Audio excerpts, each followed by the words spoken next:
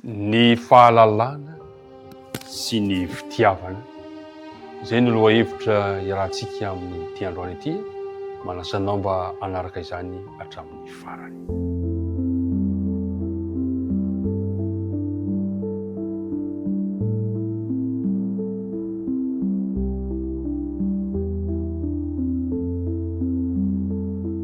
Ampifaliana indray no iaonako sy ifampitafako aminao amin'ny alalan'ity fandaharana efa mahazatra antsika loatra ity. Iaraka andinika indray ny tenin'Andriamanitra isika, izay amin'ny herinandro dia hoe ny ho voninahitr'Andriamanitra izany rehetra izany. Dia tononona ho anao sahady ity am-piandohana, ny fiadanan'ny tompony hanjaka ao am-poninao sy ny ankohonanao.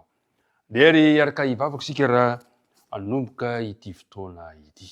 Ray malala any an-danitro, misaotranao indray izahay no ny tombon'andro mpahavelomana mbola omenao anay, ahafahanay mihaona aminao sy fampidinika ny teninao amin'ity fotoana ity. Mamela ny heloka sy ny fahatanteranay rehetra satria izany no hevitra mampisaraka anay aminao.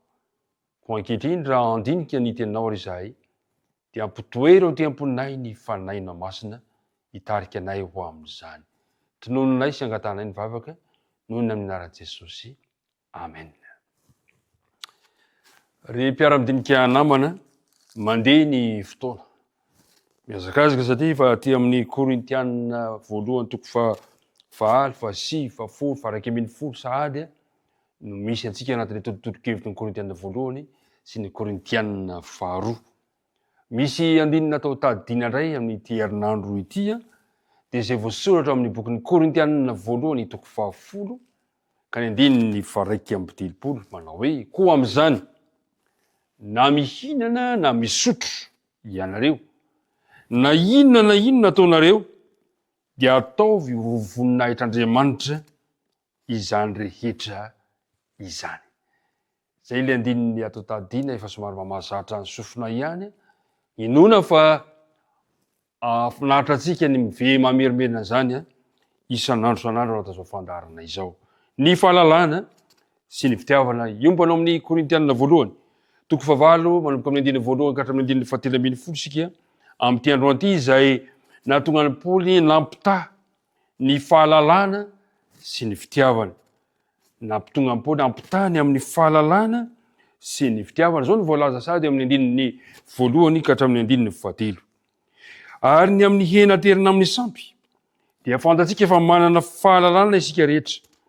Ny fahalalana mampieboebo, fa ny fitiavana no mampandroso. Fa raha misy manao azy ahalala, dia tsy mbola mahalalaka izay tokony fantany akory izy. Fa raha misy tia an'Andriamanitra, dia izy no fantany. Miresaka momba ny loha hevitra ny amin'ny hanina terina amin'ny sampy eto i Paoly, mba hamana ny olana indray teo amin'ny fiangonana tany Korinto. Inona zavatra mitranga? Ny tsy fampiny ny fitiavana namana. Zay ny zavatra misy. Ary zavatra hitranga mantsy mety ampizara roa ny fiangonana tany Korinto ny resaka momba ny hanina naterina tany amin'ny sampy. Ino tokoa ny zavatra nisy? Ny sasany mino fa ny fahalalany momba ny tsy fisian'ny Andriamanikafa dia manome azy zo hihinana ny sakafo rehetra terina teny amin'ny sampy. Ireo olona izay manana izay fomba fijery zay dia natsoina hoe manam-pahalalana izy ireo, na le hoe matanjaka amin'ny finoana. Ary ny mifanohitra amin'izay kosa dia lazaina hoe ireo ilay malemy amin'ny finoana. Nampiasa zany mpamaritra zany ny apôstôly Paoly, satria tsy mbola afaka tanteraka tamin'ny finoana am-poana ny sasany izay nanamarika ny fiainana na mpanompo sampy azy. Nisy tokoa mantsy fantatsika tsara fa betsaka ireo jentilisa niditra teo amin'ny fiangonana, mpanompo sampy izay niditra teo amin'ny fiangonana, ka rehefa mahita ny manam-pahalalana, zany hoe ireo mahatanjaka amin'ny finoana mihinana ny hanina terina amin'ny sampy izy ireo, dia anao tsonkevitra fa hoe mbola azo ampiarahana ve amin'ny fivavahana kristianina ny fanompoan-tsampy.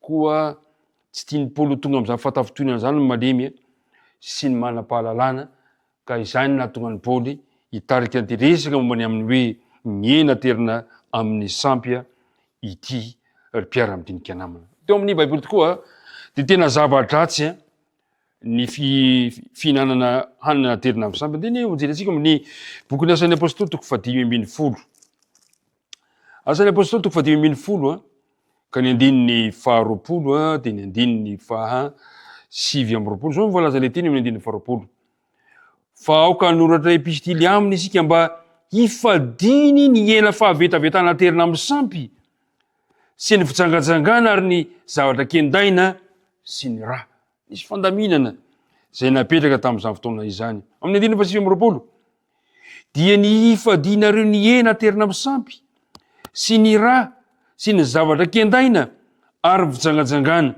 raha matandro tena hifady izany ianareo dia hosoa veloma ianareo. Ry mpiara-midinika namana, efa napetraka ny ten'Andriamanitra mikasika an'izay fandaminana zay. Zao koa ny fanambarana eo amin'ny asan'ny apôstôly toko 2:20. Asan'ny apôstôly toko 2:20 ka ny andininy 10:20. Hoy izy hoe fa ny am'jentilisa zay fa mino dia efa nampitondra epistily izay mandidy azy hifady ny hena terina amin'ny sampy sy ny raha sy ny zavatra kendaina ary ny fitsangatsangana. Mazava amin'ny fanambarana apetraka ny ten'Andriamanitra eto kanefa na izany aza dia tsy dia nanao fanambarana masika loatra ny apôstôly Paoly.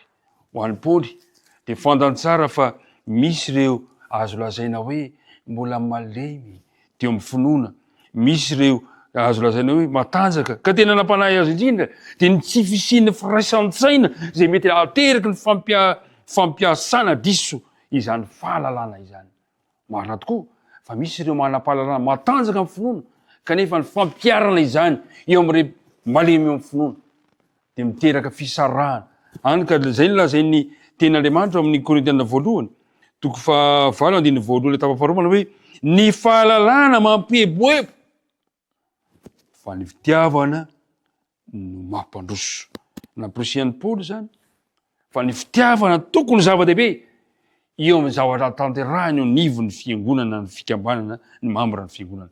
Rehefa tian'Andriamanitra mantsy ny olona anankiray dia fantatr'Andriamanitra izy dia manana le fahalalana maro. Zay le andininy 7 amin'ny toko 9 manao hoe fa raha misy tian'Andriamanitra dia izy no fantany. Ry mpiara-midinika namana, ny zavatra nisy mantsy natoko tena loatra ireo manam-pahalalana kaniny fa tsy mampaninina azy ireo ny mihinana ny hanina zay efa natolotra teny amin'ny sampy.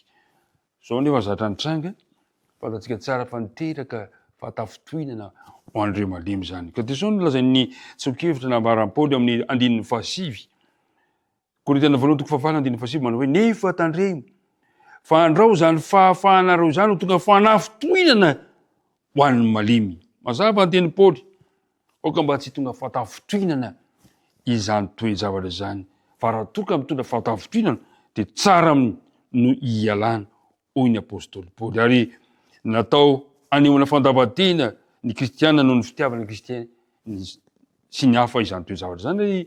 Ary zay nahatonga ny Paoly ilaza amin'ny andininy 7:20 amin'ny toko 9 manao hoe koa raha ny ihana no manafitohana ny rahalaho. Hoy Paoly, tsy hihinan-kena akory aho mandrakizay fa andao manafitohana matafitohina ny rahalahako. Zay no zavatra fahendrena. Raha toka ny ataoko ny manafitohina ny hafa, aleo ajanona zany. Raha toka ny ataonao manelingela sy matafitohina ny hafa, azonao ajanona izany.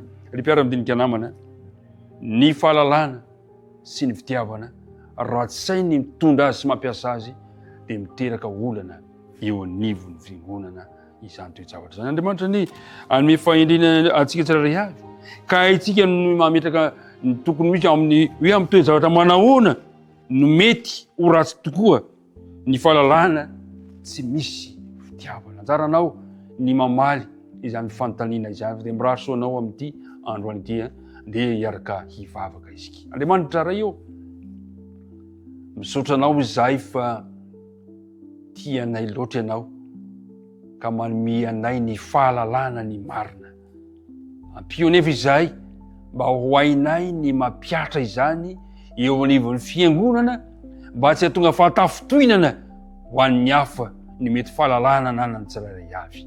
Aoka ny fitiavana no zava-dehibe eo anatrihan'ny fahalalana zay mety voarainy tsirairay avy.